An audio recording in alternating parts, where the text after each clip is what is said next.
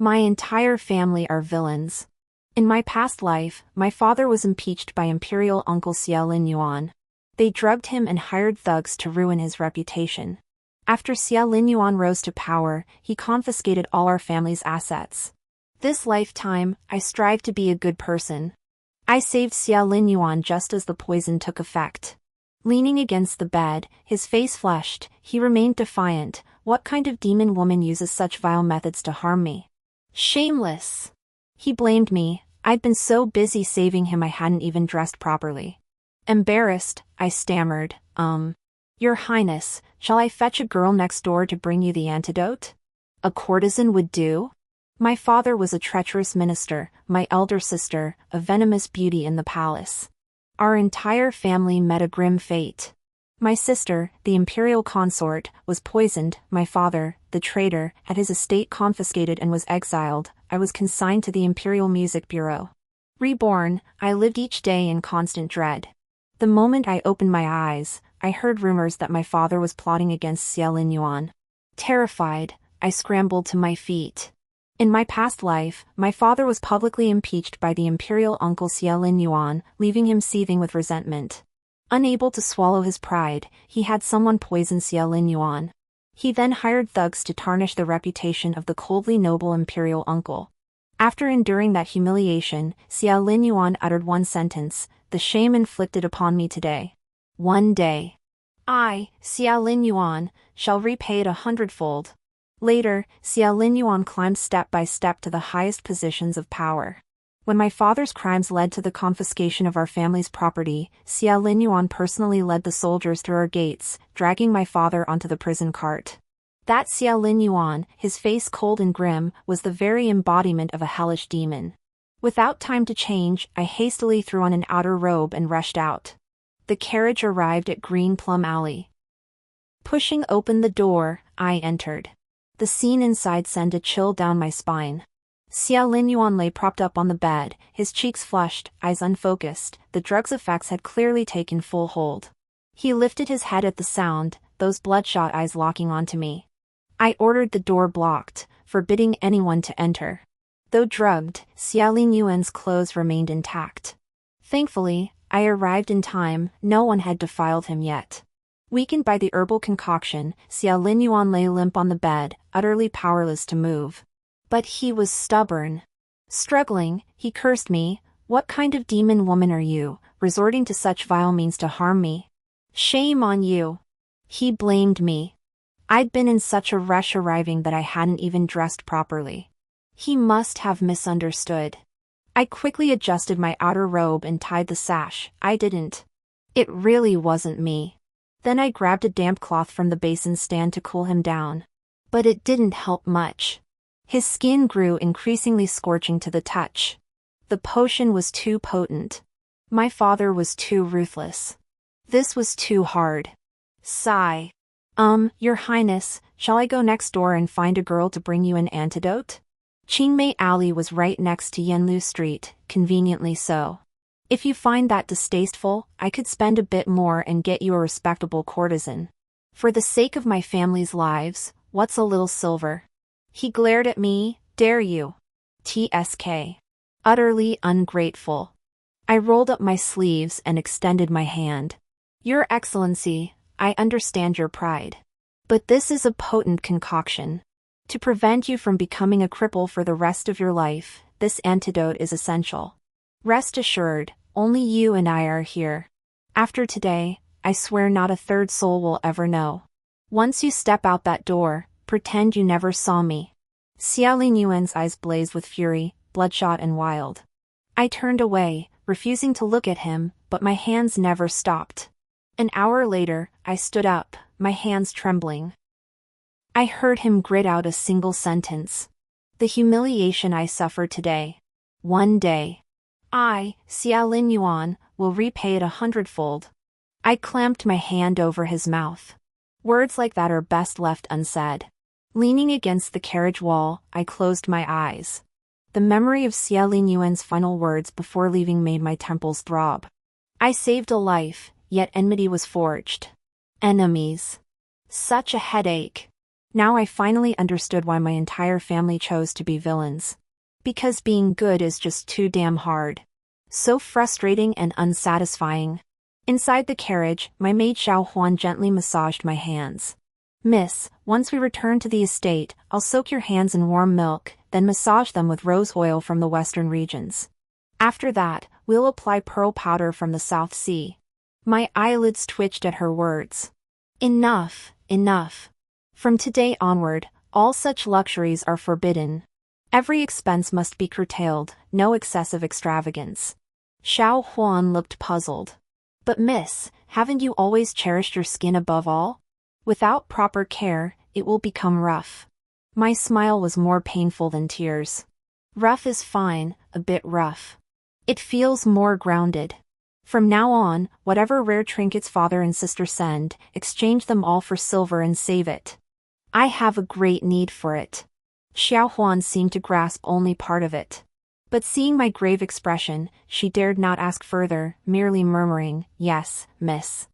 I'll remember." I counted on my fingers. The time was drawing near. My sister would soon begin her schemes. My elder sister, Shinryu, possessed innate beauty.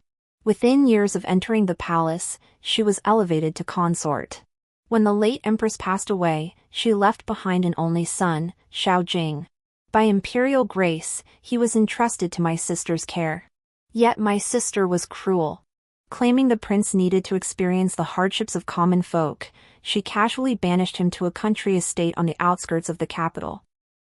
She even assigned eunuchs to supervise him, forcing him to recite sympathy for the farmers daily and eat only coarse tea and plain rice. Every other day, he was sent out to the fields to labor. Pitifully, at only 12 years old, he developed calluses on his hands from wind and sun exposure. Xiao Jing endured this unjust torment, harboring resentment for many years. Later, with the guidance of his uncle, Grand Minister Xia Lin Yuan, he ascended the throne. On the second day of his reign, a cup of poisoned wine ended the life of Empress Dowager Xin. I slipped into the bookshop, a cloth bundle tucked under my arm. Finding the shopkeeper, I revealed a stack of papers from within the bundle. "Shopkeeper, help me print these paintings into a book. 3,000 copies in total." Hearing it was a large order, the proprietor dared not delay. He carefully examined the paintings. Puzzled, he asked, "Miss, what is depicted in these paintings? A tree?" I was displeased. I pointed at the inscription on the painting. "This is clearly a man holding a hoe. Didn't you see the words beside it? It reads Prince Jing cultivating the fields. Then what are these large circles? Blisters on his hands." The shopkeeper's expression was indescribable. "Miss, your painting. The concept is good, but the figure's likeness is frankly subpar. Perhaps I should find a skilled painter to recreate your concept from scratch." I was skeptical. Ordinary people haven't seen the prince, they'd struggle to capture his likeness.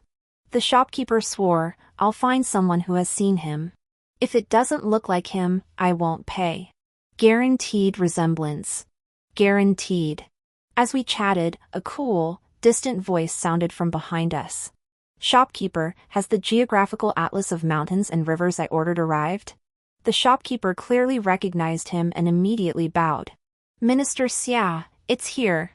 I'll fetch it for you at once." My scalp tingled. Slowly turning around, I saw Xia Lin Yuan standing at the bookstore entrance, dressed in sky-blue robes. Sunlight traced his tall, slender silhouette behind him. How did he get here? Xia Lin Yuan's sharp gaze swept over my deathly pale face. The air instantly froze. His ears flushed red, perhaps recalling that day I had saved him from poison. His gaze held a hint of anger. "It was you?" I raised my hand to cover my face. "Not me. Not me." That day, he was drugged and unconscious. If I refused to admit it, he couldn't pin it on me. Right? Just as we stood frozen, his eyes shifted past my shoulder, landing on the counter. He froze. Huh? If not now, when? I darted away in a flash. Days later, I returned to the bookshop. The proprietor excitedly pulled out the printed album to show off. I stared in shock. The paintings inside bore no resemblance to my earlier work. These drawings featured fluid lines and vividly expressive figures. The young imperial prince, Xiao Jing, though dressed plainly and looking gaunt, was captured with remarkable precision. His resolute, steady gaze and the dignified bearing of royal blood were rendered to perfection. It was as if Xiao Jing himself had been brought to life. Shopkeeper, this painter you found is quite the talent. His skill is exceptional. The shopkeeper chuckled. I was thoroughly satisfied and paid the final installment as agreed. I added an extra 100 taels as a bonus. Shopkeeper, find some people to smuggle these albums into literary gatherings, or casually leave them in tea houses, taverns, or study rooms near major academies. I wanted these albums to circulate among scholars and literati. But not through forced promotion. They must be chance discoveries, deemed divine masterpieces, then eagerly passed from hand to hand. The shopkeeper took the money and agreed.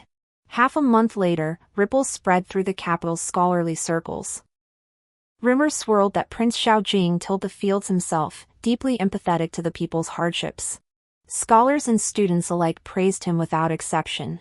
When word reached the imperial court, a venerable elder statesman with snow-white hair and beard stepped forward. Trembling, he knelt before the vermilion steps and proclaimed in a resonant voice, "This is a blessing for the state. If all princes were like this, how could the realm not be well governed?" All civil and military officials knelt in unison, extolling the emperor's benevolence. The emperor felt quite pleased. Stroking his beard, his imperial heart was filled with delight. Who would have thought Jinger enjoyed such esteem? Consort Shin has raised him with great care. Draft an edict. Consort Shin has meritoriously nurtured the crown prince. Her gentle grace and virtuous conduct exemplify the inner court standards. She is hereby elevated to imperial consort, granted authority to assist in governing the 6 palaces, as a token of commendation. My father returned triumphantly with this news. This was a great celebration for the Shin family. The entire household was adorned with lanterns and decorations, and a grand banquet was held. Taking advantage of his good mood, I snuggled close and coaxed him.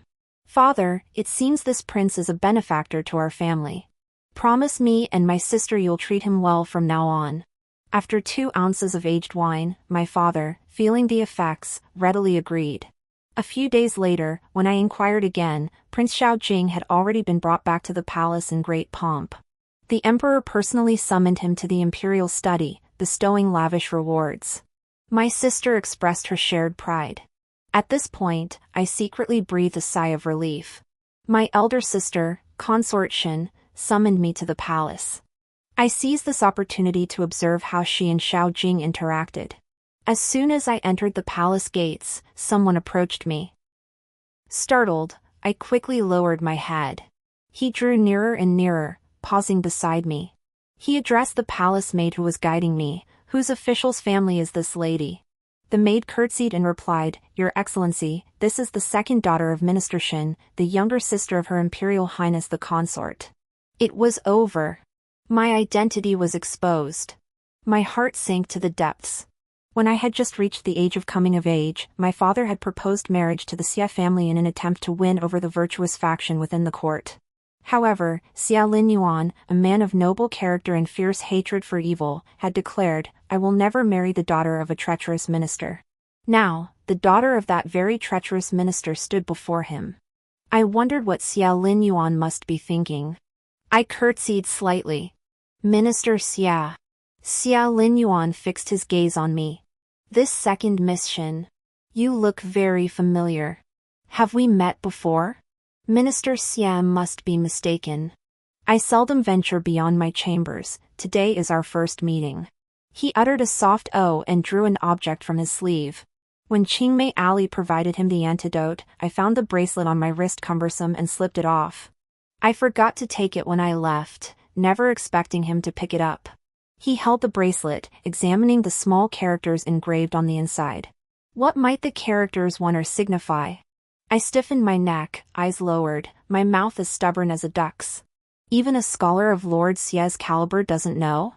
I disliked reading from childhood and know nothing of such things. Just as our standoff reached its peak, a furious shout echoed from afar. "Shin Wanner! What are you dawdling for? Get your butt in here this instant. Ugh, my temples began throbbing anew. My elder sister, Shinryu, though beautiful, possessed a temper fiercer than fire. Her mouth was like a blazing cannon. Every word spewed venom. I bolted faster than a rabbit. Xia Linyuan wasn't far behind, trailing step by step. I couldn't help turning back. Minister Xia, I'm going to see my sister. Why are you following me? Can an imperial official just wander into the imperial consort's palace like that? Xia Linyuan remained composed. I'm here to see my nephew. Prince Xiaojing, born to the late empress, was Xia Linyuan's own nephew. No sooner had I finished kowtowing than the imperial consort pulled me close. As our conversation grew animated, her headdress of jade beads swayed wildly, clattering and rattling as they nearly struck my face. I shifted sideways to dodge them. Pulling a handkerchief from my sleeve, I covered my mouth and coughed a few times. Only then did the beads stop rattling. Oh my, now you've caught a cough too? Clutching the handkerchief, I sighed. My sister's been feeling rather unwell lately. She stared at my face, unconvinced. Your cheeks are rosy and plump, like a crabapple. How could you possibly be unwell? Damn it. I forgot to dust on some lead powder before leaving to cover my complexion. I lowered my eyes, frowned, and continued. A few days ago at the White Cloud Temple outside the city, I met an itinerant old Taoist priest. He insisted on giving me a fortune reading. I don't believe in such things, but the Taoist immediately recited my birth date and hour. He even said, I face a great calamity in this lifetime. My elder sister's expression darkened. What kind of demonic Taoist spouts such nonsense? Attendance.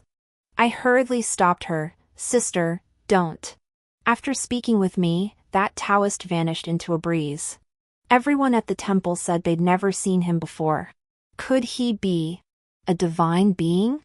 My elder sister remained skeptical. Did that demon immortal say anything about averting it? I nodded vigorously. He said a close relative must accumulate virtue for me. Sister, you bear the phoenix destiny, your blessings run deep. Your merits would be most effective. Really? The immortal said you must perform daily acts of kindness, treat the palace attendants well, and harbor no ill will. She twirled the ring on her finger, her gaze shifting uncertainly. After a long pause, she sighed. Look at you, such a wimp. Scared out of your wits by some wandering sorcerer's words? Fine, fine. Since you're so afraid, I'll do as you wish. We chatted for a bit, but I didn't dare linger. I was eager to leave. Xia Linyuan was meeting with the prince next door. I certainly didn't want to run into him. Better to avoid the awkwardness. My elder sister immediately snapped. Is there a needle in my chair stabbing your butt? Can't you sit a moment longer? I sighed helplessly. Sister, you're the imperial consort now, raising the crown prince. You should act with grace and dignity. How can you just blurt out "but" like that? It sounds awful. She spat at me. I sat for a few more moments. My eyes kept drifting toward the door. My elder sister finally grew impatient. You're right here in the room, but your eyes are wandering off somewhere else. I'm stuck in this palace, and I finally get to see you, but you look like you've been sold off or something. Get out of here. Stop annoying me. I feigned a few sentimental words about sisterly bonds and reluctant parting. She grabbed a golden walnut and hurled it at me. It smacked my leg. Ouch. I rubbed my leg and picked up the golden walnut. I sighed helplessly. Sis, could you be a bit more frugal? Now that the empress is gone, you're the head of the harem. Everyone's watching. Is this gold from legitimate sources? Did you embezzle or pervert justice to get it? She pelted me with a handful of golden peanuts. I knew you were coming, so I had these specially prepared. The emperor's gifts, I haven't even used them myself, you ungrateful little thing. Heh, that puts my mind at ease. I knelt on the floor, picking up each peanut one by one and carefully tucking them into my bosom. These things must be kept, they'll serve a great purpose. After leaving the hall, I bribed the eunuchs and maidservants in the imperial consort's palace with silver, instructing them to take extra care of the prince. Should the imperial consort throw another tantrum, they were to find an opportunity to send word to me. I would find a way to intervene. The prince must not suffer any injustice. Seeing everyone had agreed, I prepared to leave. Turning back, I saw Xia Linyuan, like a jade tree, standing leisurely in the courtyard. I chuckled awkwardly. Oh, Minister Xia is leaving? I won't see you off. Until we meet again. He remained motionless. Let's go together. I glanced around, then pointed toward a plum blossom tree. I'd like to admire the blossoms a little longer. I won't keep you, Minister Xia. Xia Linyuan approached, hands behind his back. Let's view them together. I dawdled, walking very slowly. He slowed his pace to walk beside me. As we walked, he pulled a booklet from his sleeve. This booklet was printed by Second Miss Shen? I chuckled. What do you think? The paintings are quite good, aren't they? Look at the figures, the expressions, so lifelike. Xia Linyuan curved his lips into a smile. Thank you for your praise, Second Miss. I drew it myself, so naturally it's good. What? Seeing my stunned expression, his smile deepened. Second Miss is singing the praises of my nephew, so as his uncle, I naturally must contribute my humble efforts. Xia Linyuan is the capital's unrivaled master of calligraphy and painting. How could I have forgotten? The carriage reached East Street. I lifted the curtain and saw a painting and calligraphy stall by the roadside. It was quiet and deserted, with little business. A frail, scholarly-looking man sat behind a table with a missing leg, holding a scroll. I hurriedly called for the carriage to stop. Jiang Sui Feng, once a man with the talent to become the top scholar. But he was too upright. In my previous life, he wrote a manifesto listing my father's 10 major crimes. My father, upon reading it, flew into a rage. He concluded this man could never be of use to him and resolved instead to promote his own protégé. Thus, he employed certain methods to obstruct Zhang's examination participation. Later, this examination fraud scandal provided Xia Linyuan with leverage. He meticulously unraveled the case, solidifying many of my father's crimes. I dismounted and headed straight for the bookstall. Sir, are you a candidate heading to the capital? Do you compose essays? Jiang Sui Feng bowed slightly. Please give me a topic, young lady. I clutched my handkerchief and forced what I hoped was a charming smile. Then write an essay praising my beauty. My maiden name is Wanner. Jiang Sui Feng paused, taken aback. I awkwardly touched my face. Is it that difficult? Can't you praise me? I'm not ugly, am I? His cheeks flushed slightly. Your beauty rivals flowers and the moon. How could you be unattractive? I slammed a large packet of silver onto his desk. Make it 2,000 words. True to his reputation as a top scholar, Jiang Sui Feng composed a lengthy scroll with effortless flair. The Ode to Unparalleled Beauty. He praised me as if I were unmatched in heaven or earth. At the end, he solemnly signed his name, Jiang Sui Feng. Your beauty is peerless, miss. I have described it truthfully, without a single false word. Pfft, he flattered me into blushing. I folded the scroll with satisfaction and tucked it into my bosom. With your extraordinary talent, master, you're bound to make the imperial examination list. Focus on your studies and mind your own business. You might even come back as the top scholar. Turning around, I spotted Xia Linyuan's carriage parked by the roadside. A pair of dark, brooding eyes stared at me through the window. Why won't this guy leave me alone? Poverty isn't scary. Poverty, but with pride, that's terrifying. That stubborn fool, Jiang Sui Feng. I gave him so much silver, told him to mind his own business and focus on the exams, yet he wouldn't listen. That proclamation was still posted. It listed my father's 10 alleged crimes in grand, sweeping terms, plastered on the wall beside our family gate. At dawn, I was yawning in the flower hall. Suddenly, I heard father, just back from court, cursing outside the door. Unbelievable! Unbelievable! I stretched lazily and went out to meet him. There he stood, crumpling a piece of paper in his hand and flinging it to the ground with a thud. Still seething, he stomped on it several times. Jiang Sui Feng, the Qingzhou scholar, dares to write such filth? Utterly shameless. I picked up the paper and pretended to read it. Heh, he really knows how to write. Even reading it a second time, I still felt my face flush. Fortunately, I'd been prepared. Last night, I'd kept watch outside the door. Under cover of darkness, when no one was looking, I'd quietly torn down that proclamation and replaced it with another. Father, what a splendid piece of writing. This Jiang candidate truly has the talent of a top scholar. My father glared. He'd brazenly posted his declarations of affection for you outside our door, clearly intending to tarnish your reputation.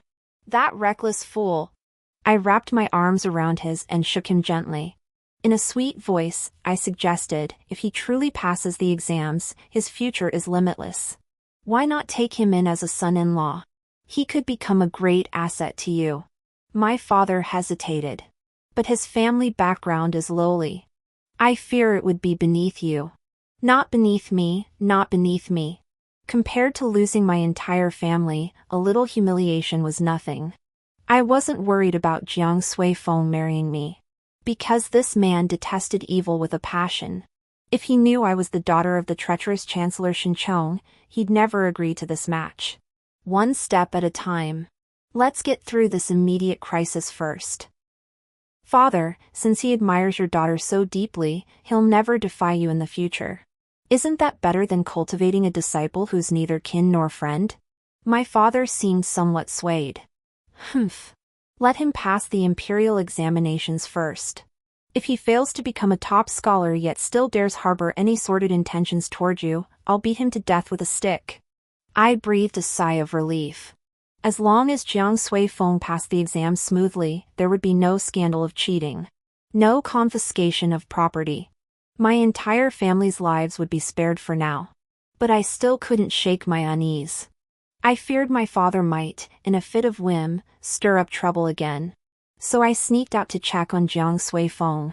Seeing him safe and sound, no illness, no poison, no stabbing, I felt a little more at ease. Still, I remembered clearly giving him silver last time. Why were his clothes still so thin? I decided to give him a set of cotton garments. But this man was too proud, firmly refusing my gift. Helpless, I could only ask him to write another essay. This one was even better. The words held a hint of genuine emotion.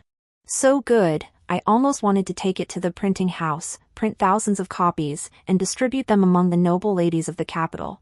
Heh! Just as I was basking in its beauty, a loud shout suddenly rang out behind me. The imperial examinations are imminent. Unrelated persons are forbidden to linger near the examination hall. Startled, my hand trembled. That splendid essay fell to the ground. I turned to see Xia Linyuan dressed in official robes, accompanied by a servant. Xia Linyuan bowed his hands and said, "Second mission." The servant whispered, "Sir, could this be the daughter of that treacherous chancellor?" I pursed my lips, tears welling in my eyes. Being called the treacherous chancellor's daughter day after day, how could I not feel wronged? But just as my eyes welled up, the servant abruptly turned away. He snapped, "Sir, she tried to seduce me." Me? Xia Linyuan glanced at me, then looked away. She didn't. She was just crying. The servant didn't believe him, staring at Xia Linyuan. "You say she didn't seduce you? Sir, your face is flushed. You're usually so detached and uninterested. When have you ever blushed in front of a woman?" "Shut up." Xia Linyuan bent down to pick up the paper. "My apologies." Just as he handed it to me, he gave a startled "eh?" and snatched it back. He scrutinized the essay on the paper, his brow furrowing deeper and deeper. Jiang Suifeng's praise in the essay was truly excessive. I felt rather embarrassed. I quickly snatched it from his grasp, tucking it into my bosom and hiding it close to my body. How did Magistrate Xia find time to visit here? I am the invigilator for this examination session and have been stationed at the examination hall recently. My eyes lit up. Magistrate, among this year's candidates is a Jiang Suifeng. His talent is exceptional. He might even become the top scholar. He is a rare talent the court cannot afford to lose. Please see to it he's well looked after and doesn't encounter any mishaps during the examination. Xia Lingyuan's gaze flickered. Miss Shen Air. Are you acquainted with this candidate, Jiang Suifeng? I blinked. Then shook my head. Not personally acquainted. I merely admire his talent. Before Xia Linyuan, I couldn't say Jiang Suifeng and I were close. I feared he might mistake Jiang Suifeng for my father's henchman and sabotage him. Before my family, I couldn't reveal Jiang Suifeng was a man of integrity either. Sigh. Jiang Suifeng truly lived up to expectations.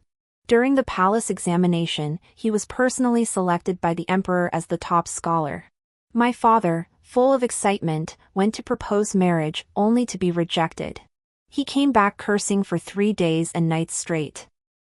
Upon learning of this, my elder sister, fearing my distress, specially arranged a spring banquet, inviting numerous children of officials. My heart skipped a beat. At the spring banquet in my previous life, Miss Huang, daughter of the left Vice Minister of Revenue, had outshone me. My elder sister then had her pushed into the water, nearly drowning her. Later, when our family fell from grace and the court conducted its purge, the left Vice Minister of Revenue played a significant role. The evidence he provided, piece by piece, was enough to crush my father completely, leaving no chance for exoneration. Miss Huang and I were to compete in calligraphy and painting. Miss Huang excelled in meticulous brushwork. In my previous life, she painted a meticulously detailed flower and bird composition at the spring banquet, securing first place. Given my painting skills, I was certain to lose no matter what I painted. I knew this well and saw no point in competing. Picking up my brush, I absent-mindedly flicked a few ink splatters. They scattered chaotically across the snow-white Xian paper. A few stifled snickers echoed around me. I paid them no mind, casually adding some crooked branches. After signing my name, I propped my chin on my hand, waiting idly. I looked up and caught sight of Xia Linyuan. Why was he here? Though he was the foremost painter and calligrapher in the capital, it made sense that he'd been invited to judge. But in my past life, he'd never deigned to associate with our family. He never attended my elder sister's banquets. Once everyone had finished, Xia Linyuan began his critique with the meticulously detailed peony painting. The brushwork is steady and precise, the coloring fresh and elegant, evidence of profound skill. TSK. Truly a master. His choice of words was impeccable. Watching him approach my painting, I had no choice but to lift up my own piece of crap. Bring it on. I'll endure whatever criticism comes my way. To my surprise, Xia Linyuan studied my painting for quite some time. Miss Shen Air's work here displays a rich, flowing ink quality, bold and unrestrained. What appears to be a casual scribble is actually executed with fluid, unimpeded brushwork, capturing the very essence of freehand painting. My eyes widened. Xia Linyuan, what utter nonsense are you spouting? A hint of amusement flickered in his eyes. In my opinion, Miss Shen too has the edge. I whispered to my elder sister, could it be that Lord Xia has some leverage over our father? My sister shot me a withering glance. Useless. She waved her hand and rewarded me with 1,000 taels. Turning to Miss Huang, she covered her face, looking so aggrieved she was nearly in tears. I rushed over to comfort her. Sister Huang, Magistrate Xia has poor eyesight, he can't tell good from bad. Don't take it to heart. Anyone with eyes can see yours is the finest painting here. I'll pay 1,000 taels, will you sell it to me? Miss Huang was too shy to accept money, so she gifted the painting to me. I thanked her profusely and clung to her all day. Only when her carriage safely departed did a weight lift from my heart. Xia Linyuan intercepted me at the palace gate. My eyesight is poor? I have no eyes. Sigh. Every one of them was a living ancestor I couldn't afford to offend. My father called me home for dinner. Goodbye, Magistrate Xia. I turned to flee.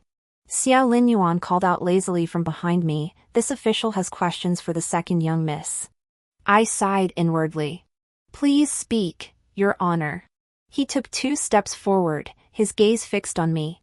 Last month, laborers at the Tongzhou Riverworks faced embezzled wages, nearly sparking a popular uprising. Yet suddenly, someone acting in the name of Minister Shen replenished the wages, calming the anger. My scalp prickled. This embezzlement case had been orchestrated by one of my father's disciples. After the scandal broke, he made false accusations, dragging my father into the mess. I'd intended to cover this hole in this lifetime, never expecting Xia Linyuan to uncover it. Minister Xia, as the chief minister overseeing all officials, my father cherishes the people. He ordered the wages to be promptly replenished and the laborers appeased. This is benevolent governance. What fault could there be? Xia Linyuan listened quietly, his expression as unruffled as ever. He gave a slight nod. Chancellor Shen cherishes his subjects, a righteous act, naturally. Beyond reproach. However what? I watched him nervously. Xia Linyuan chuckled. Such subtle, unobtrusive methods hardly resemble Chancellor Shen's usual decisive, uncompromising style. I stubbornly defended myself. He's grown older, his temperament naturally isn't as sharp as in his youth. Sometimes my father can be quite endearing. Xia Linyuan lifted his eyelids to glance at me. Indeed. Huh? He cleared his throat. The second young miss bears a certain resemblance to Minister Shen. When my father returned from court, he seemed to have lost his soul. He would often stroke his beard in a daze. Father, you haven't taken a fancy to some young lady, have you? You were just like this when you set your sights on third concubine last time. He waved his hand dismissively. Not a lady. Xia Linyuan. The sky fell. I grabbed his sleeve and wouldn't let go. Father, think twice. If you fancy men, I'll find you a young courtesan. We can't possibly get involved with an imperial official. Father smacked my head. What nonsense are you spouting? I wasn't talking about. Only when he finished did I grasp the truth. At court this morning, Xia Linyuan hadn't opposed father at all.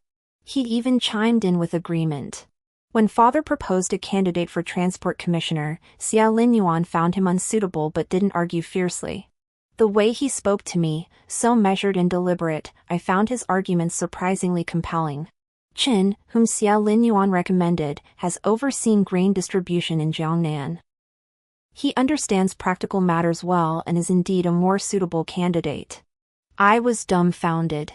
This was the man who had confiscated our entire family's assets. Why was he suddenly cozying up to my father? Father, could he be secretly plotting to trip you up? My father nodded thoughtfully. We must be vigilant. Then please be more cautious lately. No more embezzlement or corruption. My father agreed. But then he suddenly studied me. Warner, why are you dressing so plainly lately? Not a single piece of jewelry on you? He still didn't know I'd sold off all my valuables to plug the holes. I repeated the same explanation I'd given my sister that day. Father, since I began practicing frugality and doing one good deed daily, I feel much healthier. Though skeptical, my father still cherished me. The very next day, he sent a chest of silver coins to my room. That scoundrel Xia Linyuan grew ever more brazen. Not only did he cozy up to my father in court, but he even followed him home. I heard it was because that official my father recommended last time, Magistrate Wei, had gotten into trouble and was thrown into prison. Fortunately, Xia Linyuan intervened at the time. Had Wei truly become the Grand Commissioner of Grain Transport, my father would surely have been implicated. Having narrowly escaped disaster, my father felt profound gratitude towards Xia Linyuan. He insisted on hosting a banquet in his honor. Xia Linyuan declined politely a couple of times before finally agreeing. However, he felt an extravagant banquet outside would invite censure from his colleagues. Why not dine at home instead? My father greatly admired this cautious approach and promptly brought him back to our residence. Watching Xia Linyuan stride in with such confidence, I felt a bit dazed. In my previous life, the vivid memory of him leading soldiers to raid our home like a fierce demon still lingered. I instinctively hid behind my father. He grabbed me by the collar and pulled me out. This girl's usually fearless, why so shy today? Brother Xia, forgive her for embarrassing you. Huh? Now they're calling each other brother? Dad, you haven't forgotten how you poisoned him months ago, have you? Uncle Shin, your nephew dares not. Fine, you two just keep talking past each other. I stepped forward and curtsied. Greetings, Uncle Xia. Xia Linyuan's expression stiffened slightly. The banquet reached its midpoint. Xia Linyuan rose to change his clothes, and father instructed me to lead the way. When we reached a secluded spot, he halted. This official has long harbored a question. Whenever second young miss sees this official, she always seems eager to avoid me. Are you afraid of me? I timidly lowered my gaze. Yes. Why? I took a few steps back, retreating to the wall. Your Excellency is a pillar of the court, a brilliant young talent with boundless prospects. Yet, though I am simple-minded, I can see that you and my father often clash in political views. He fell silent for a moment. In the court, sharp disagreements are inevitable. I shook my head softly. It's more than that. I once had a dream. I dreamt you held an imperial edict, leading soldiers to escort my entire family onto a prison cart. My father was beheaded at the execution ground, his head rolling down, blood flowing like a river. Xia Linyuan reached out to wipe the corner of my eye. I turned my head away. Your Excellency, please don't. It's improper. Xia Linyuan's hand hovered midair. What are the second young lady's rules? When you provided me with the antidote, was what you did proper? My eyes widened. How can that be the same? It was an emergency. I had no choice. A shadow flickered in Xia Linyuan's eyes. Then this too is an act of necessity. Every time I see second miss with tears in her eyes, I feel as if my soul has been stolen. I cannot control myself. These words sounded unlike anything Xia Linyuan would normally utter. It was strangely embarrassing. Lord Xia. Since the second young lady fears I'll oppose the Shin family, and since she's taken my virtue, I happen to have a solution that satisfies both concerns. What do you think? Dazed, I asked, what solution? I humbly request the second young lady to marry me. I told father that Xia Linyuan had proposed to me at the door of the ceremonial chamber. To my surprise, father was quite supportive. First, he seemed sincere. Second, he was quite talented, a rare asset in the imperial court. Only my elder sister, Consort Shin, was displeased. She specially requested an imperial edict to leave the palace and berate him. When Lord Xia refused our family's marriage proposal, he was so dignified and unyielding. How quickly he's come begging for a match now. What schemes does he harbor? Xia Linyuan knelt upright before my elder sister. Your Highness, when I declined the match, I had not yet met the second young miss. My elder sister sneered. Oh? Could it be that my sister is so stunningly beautiful she's bewitched Lord Xia, turning him into a spineless fool?